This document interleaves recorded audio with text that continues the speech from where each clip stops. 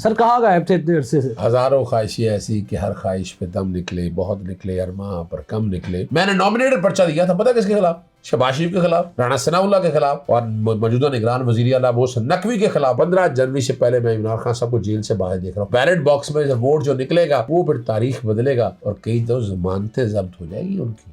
Urdu point की videos देखने के लिए हमारा चैनल सब्सक्राइब कीजिए और बेल के आइकन पर क्लिक कीजिए ताकि आप हमारी तमाम आने वाली वीडियोस से बाखबर रह सकें। अस्सलाम वालेकुम नाज़रीन, उर्दू पॉइंट के साथ मैं हूँ आपका मेज़बान औसाफ अली खान। मेरे साथ इस वक्त मौजूद है सीनियर कानूनदान अजहर सद्दीक साहब। सर अस्सलाम वालेकुम। वालेकुम सलाम। सर कहाँ गायब थे इतने अरसे से? हजारों ख्वाहिशें ऐसी कि हर ख्वाहिश पे दम निकले, बहुत निकले अरमां पर कम निकले। बड़ी कोशिश कर ली फसाइयत के दौर में, पेट्रोल बमों से हमला, फायरिंग, बच्चों को तंग करना, और मैं एक ही बात करता था, या तो पाकिस्तानी कौम सड़कों पर निकले या इलेक्शन का माहौल बने। अब कितनी देर बर्दाश्त कर सकते थे या कितनी देर रोक सकते थे? इलेक्शन का माहौल बना, कागजात नामजदगी दाखिल किए और पाकिस्तान में बैठे हैं। और ये लॉयर्स मूवमेंट में 2007 में मेरे साथ यही कुछ हुआ था। 25-26 दिन में जेल में रहा था, डिटेंशन ऑर्डर आ गए थे, कागजात नामजदगी दाखिल किए थे, स्कूटरी हुई थी तो बाहर निकला था। अब मैदान में है आपके सामने। मैंने नॉमिनेटेड पर्चा दिया था, पता किसके खिलाफ? शहबाज शरीफ के खिलाफ, राणा सनाउल्लाह के खिलाफ और मौजूदा निगरान वजीर आला मोहसिन नकवी के खिलाफ मैंने दिया था। पर्चा दर्ज नहीं किया। वो मेरी सेशन कोर्ट और हाई कोर्ट में मामला आज भी चल रहा है और मैं पीछे नहीं हटा उस सारे मामले में। तो ये तो थ्रेड तो छोटी बात है, बहरहाल इस पर छोड़े। इस वक्त मुल्क जो है ना, अगला फेज शुरू हो चुका है, जमहूरियत की तरफ पटरी पे आ चुका हुआ है। 17-18 माह जो इन्होंने तबाही करनी थी इस मुल्क की, पीडीएम की जमातों ने वो तबाह कर दी है।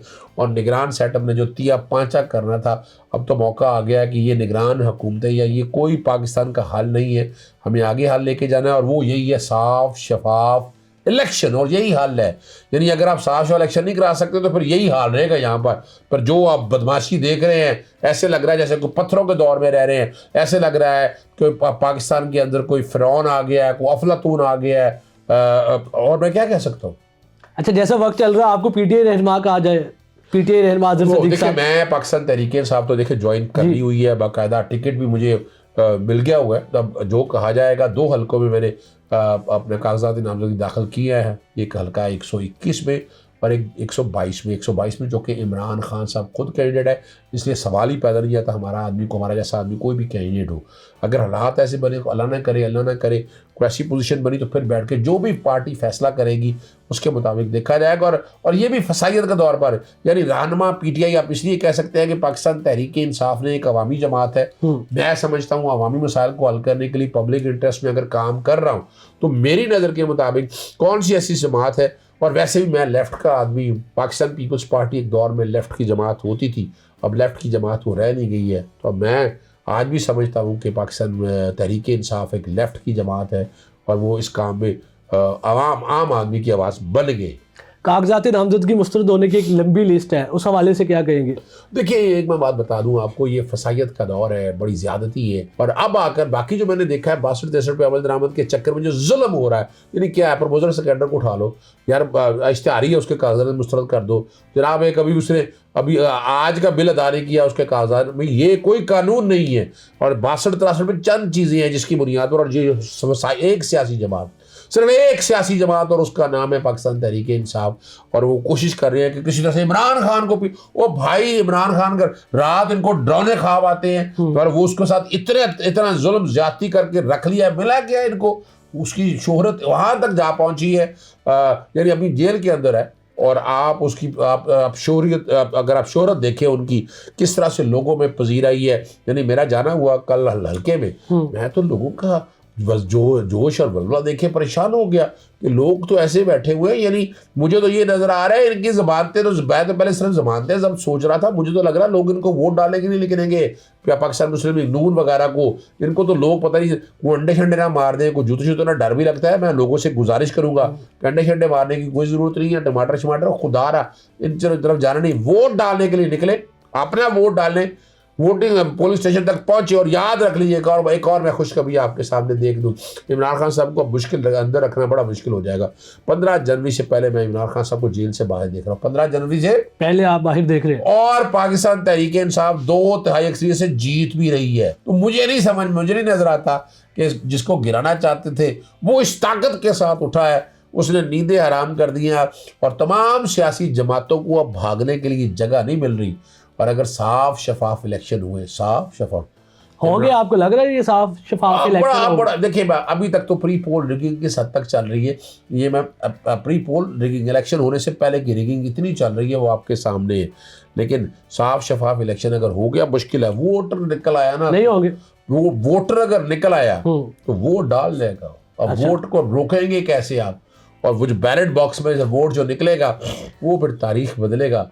और पाकिस्तान तहरीक इंसाफ 2/3 अक्सरियत से, पाकिस्तान पीपल्स पार्टी दूसरे नंबर पे, पाकिस्तान मुस्लिम लीग नून तीसरे नंबर पे, और कई तो जमानतें जब्त हो जाएगी उनकी। पाकिस्तान तहरीक इंसाफ की लीगल टीम सुप्रीम कोर्ट के रजिस्ट्रार से मिली है, उसका थोड़ा बताया। हाँ देखिए वजह ये है कि लेवल प्लेइंग फील्ड मिल नहीं रही। कागजात नामजदगी कितने हुए, अभी आपके सामने उमर डार और बाकी सारे देखा है हमने, बाजियाबी नहीं हो पाई। तो लीगल टीम का मकसद रजिस्ट्रार से ही मिलना था और सुबह के लिए लग गई है।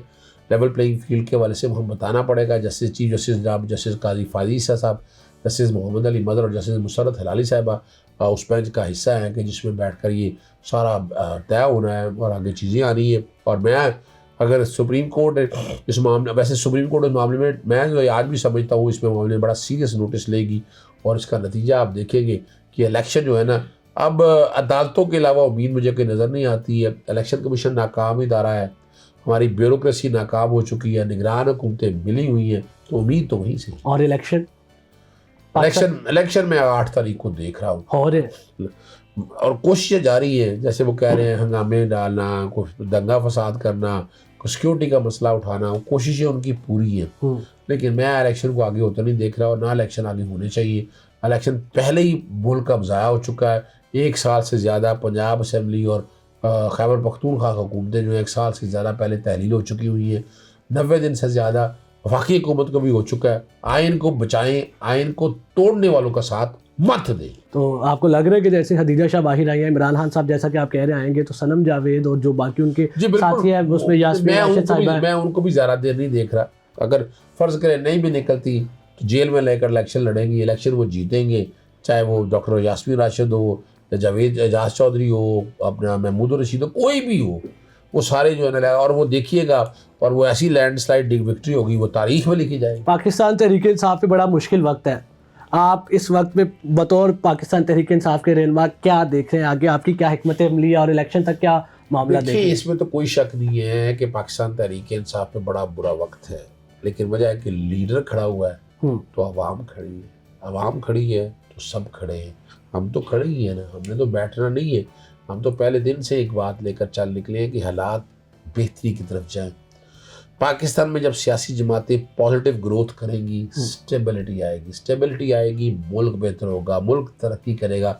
हमें मुल्क को उस तरक्की के उस जीने पे लेके जा रहा है जिसपे बाकी बांग्लादेश मॉडल आपके सामने मौजूद है। अपना अगर देखा जाए हिंदुस्तान कैसे आगे बढ़ा है, बाकी अपना साउथ कोरिया, इन सब ममालिकों को अगर उठा कर देखें, अभी रिसेंटली देखें अफ़गानिस्तान के अंदर कैसी हालात हुए, लेकिन उसके बावजूद उन लोगों ने जो कोशिश करके चीज़ों को आगे ले जा रहे हैं वो बेहतरी की तरफ जाएंगे। मैं इस पाकिस्तान का मुस्तकबिल ताबनाक देख रहा हूँ, बेहतर देख रहा हूँ। टाइमिंग फैक्टर अपनी जगह मौजूद है, लेकिन कोई नहीं, मुश्किलें ऐसी हैं कि ये निकल जाएंगे इनसे हम इंशाल्लाह। और आपको यकीन है कि साफ शफाफ इलेक्शन होंगे?